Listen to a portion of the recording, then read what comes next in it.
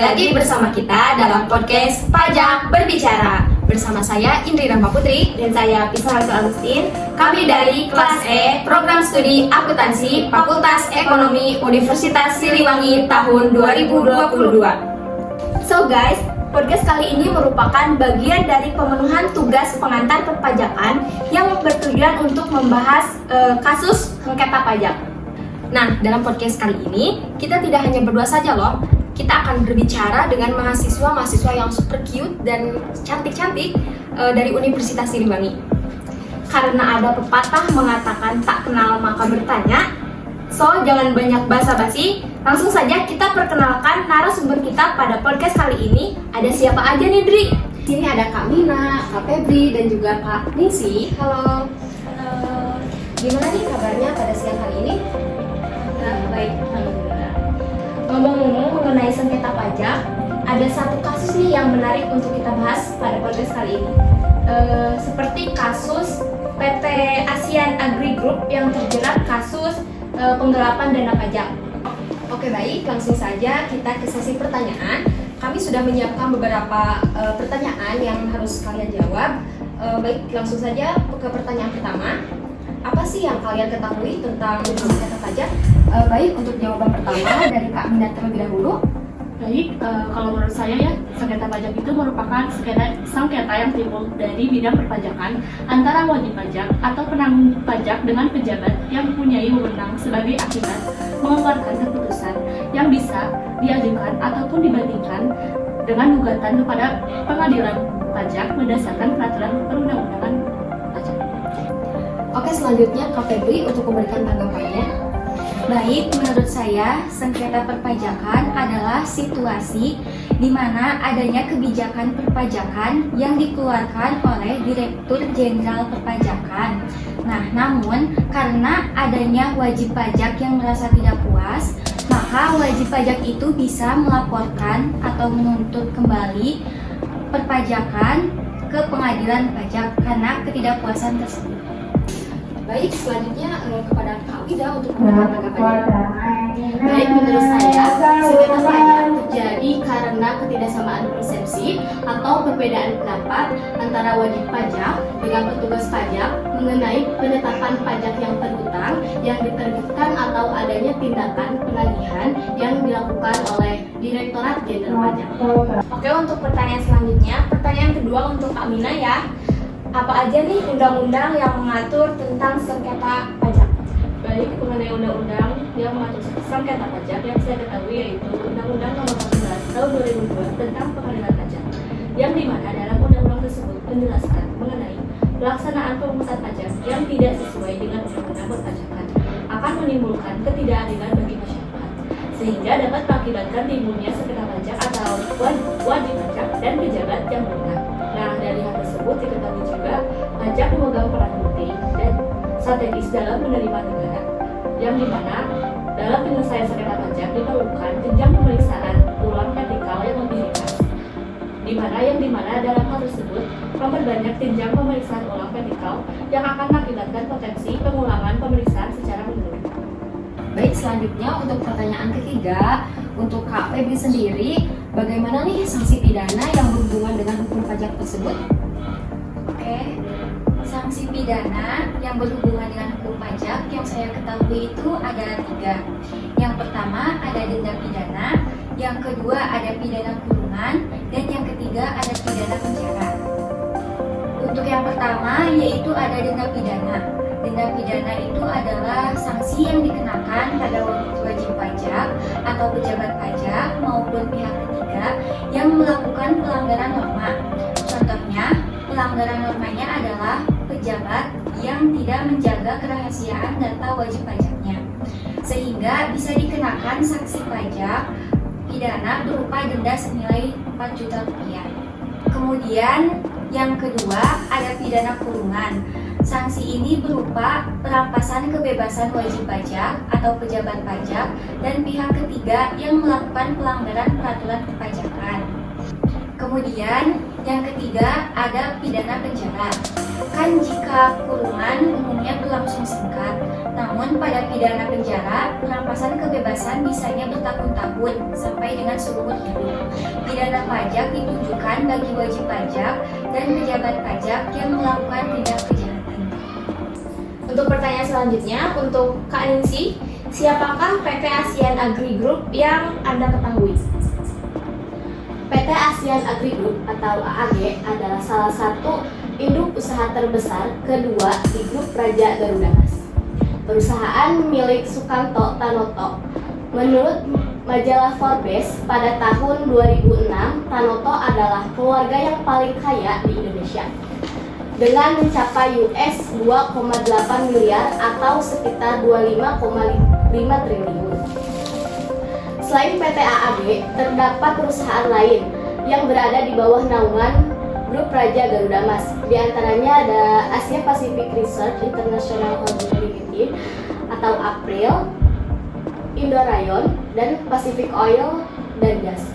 Secara khusus, PT AAG memiliki 2.200 unit hektar lahan sawit, karet, kakao di Indonesia, Filipina, Malaysia, dan Thailand. Di Asia, PT AAG merupakan salah satu penghasil minyak sawit mentah terbesar, yaitu memiliki 19 pabrik yang menghasilkan 1 juta ton minyak sawit mentah, selain itu juga pabrik minyak goreng. Oke, pertanyaan kelima untuk Kak Febri. Bagaimana sih awal mula kasus penggelapan dana oleh PT ASEAN Agri Group ini dan mengapa kasus itu terjadi? Oke, jadi terungkap dugaan penggelapan pajak oleh PT AAG bermula dari aksi Vincent yang membobol brankas PT AAG di Fortis, Singapura, yang brankas tersebut berisi sebanyak 3,1 juta US dollar, yaitu pada tanggal 13 November 2006. Vincent adalah seseorang yang menjabat sebagai grup finansial controller di PT AAG yang mengetahui seluk-beluk keuangan PT tersebut. Setelah itu, perbuatan Vincent diketahui oleh perusahaan dan dilaporkan ke Polda Metro Jaya. Vincent diburu, bahkan diancam akan dibunuh. Vincent kemudian kabur ke Singapura sambil membawa sejumlah dokumen penting perusahaan tersebut. Dalam pelariannya inilah terjadi jalinan komunikasi antara Vincent dan wartawan Tempo. Pelarian Vincent tidak bertahan lama, yang berakhir setelah pada tanggal 11 Desember 2006, Vincent menyerahkan dirinya sendiri ke Polda Metro Jaya. Namun sebelum itu, yaitu pada tanggal 1 Desember 2006, Vincent dengan sengaja datang ke kantor keuangan untuk melaporkan adanya penggelapan dana di PT AAG. Dalam dokumen tersebut berisi modus perusahaan PT AAG dengan cara menjual produk minyak sawit mentah ke crude palm oil keluaran PT AAG ke perusahaan afiliasi di luar negeri dengan harga pasar untuk kemudian dijual kembali dengan pembelian real dengan harga yang lebih tinggi. Dengan begitu, beban pajak di dalam negeri bisa ditekan. Selain itu, rupanya perusahaan-perusahaan di luar negeri yang menjadi rekanan PT AAG sebagian besar adalah perusahaan fiktif. Setelah itu, pembeberan Vincent ini kemudian ditindaklanjuti oleh kantor keuangan dengan menyerahkan permasalahan tersebut ke Direktorat Jenderal Pajak. Kemudian, Dirjen Pajak membentuk tim khusus yang terdiri atas pemeriksa, penyidik, dan intelijen. Tim ini bekerja sama dengan Pusat Pelaporan dan Analisis Transaksi Keuangan dan Kejaksaan Agung. Tim khusus tersebut melakukan serangkaian penyelidikan termasuk penggeledahan terhadap kantor PT AAG, baik yang di Jakarta maupun di Medan. Nah, berdasarkan hasil penyelidikan tersebut, setelah memeriksa 14 perusahaan yang terkait, ditemukan terjadi terjadinya penggelapan pajak yang berupa penggelapan pajak penghasilan atau PPH dan pajak pertambahan nilai atau PPN. Selain itu juga, bahkan dalam tahun pajak 2002 sampai dengan 2005 terdapat 2,62 triliun rupiah penyimpanan pencatatan transaksi yang berupa penggelembungan biaya perusahaan hingga 1,5 triliun rupiah, mendongkrak kegiatan transaksi ekspor senilai 232 miliar, mengecilkan hasil penjualan sebesar 889 miliar. Nah, lewat modus ini, PT AAG diduga telah menggelapkan pajak penghasilan untuk badan usaha senilai total 2,6 triliun rupiah. Perhitungan SPT PT AAG yang digelapkan berasal dari periode 2002 sampai dengan 2005. Hitungan terakhir menyebutkan penggelapan pajak itu diduga berpotensi merugikan keuangan negara hingga 1,3 triliun rupiah. Untuk pertanyaan selanjutnya kembali lagi kepada Kak Mina. Siapa saja yang menjadi tersangka dalam kasus penggelapan dana pajak ini?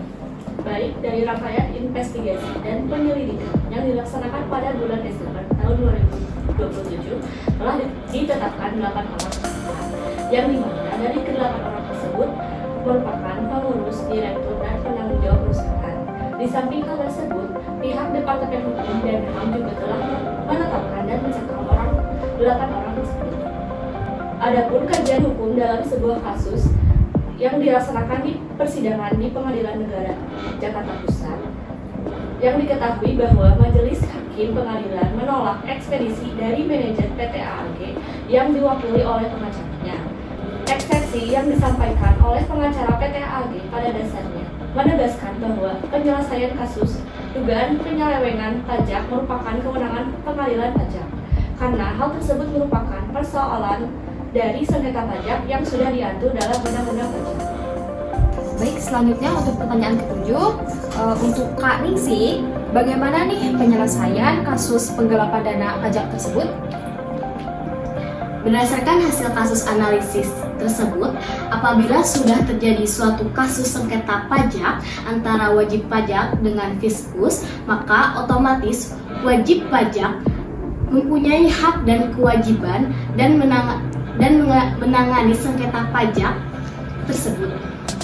Hak dari wajib pajak sendiri ialah dapat mengajukan keberatan kepada surat keputusan pajak yang dibuat oleh Direktorat Jenderal Pajak sesuai pasal 25 Undang-Undang Nomor 28 Tahun 2007, serta dapat mengajukan banding dan ke pengadilan pajak apabila tidak pas dengan surat ketetapan pajak yang dijatuhkan oleh Fiskus sesuai pasal 27 Undang-Undang Nomor 28 Tahun 2007.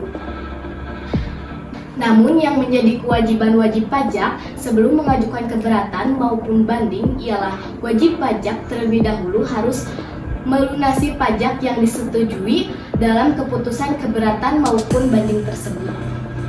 Dalam kasus sengketa pajak ASEAN Agri dijelaskan bahwa ASEAN Agri melakukan penggelapan pajak yang mengarah kepada kerugian negara. Maka dari itu peradilan pajak dituntut untuk bijaksana dalam menyelidiki dan menyelesaikan permasalahan kasus tersebut sesuai dengan ketentuan perundang-undangan yang berlaku. Untuk pertanyaan ke-8 dan juga pertanyaan terakhir, apakah ada saran untuk kasus ini menurut Kak Mina?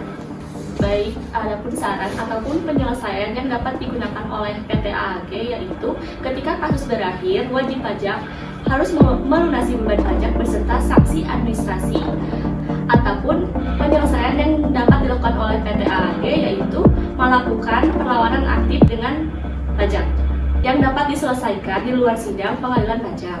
Dengan demikian, harapan kita bergantung pada Menteri Keuangan dan Jaksa Agung sebagai pihak yang paling menentukan dalam proses penyelesaian tindak pidana perpajakan ini. Wah, tidak terasa ya, sudah cukup lama kita berbincang dalam podcast kali ini. Terima kasih untuk kakak-kakak Maka yang sudah berkenan hadir mengisi acara podcast Pajak Berbicara. Semoga kita bertemu di lain waktu dan semoga podcast ini bermanfaat untuk kita semua. Saya Pisarto Agustin Dan saya Indri Rama Putri. pamit undur diri. Sampai jumpa. See you. Pada tentang sengketa pajak. Eta we nyabut. Laras. Oh ini baru. Udah kira ada.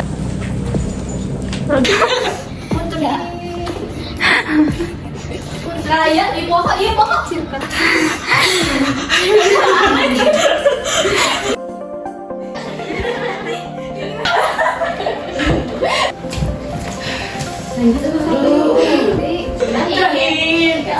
Semangat terakhir Idis lagi ayah. Tapi semua anak kadang-kadang sudah sampai mana? Kakak-kakak yang bebas nih. Kriminal.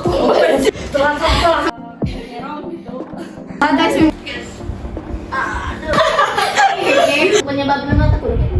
Iya, kemarin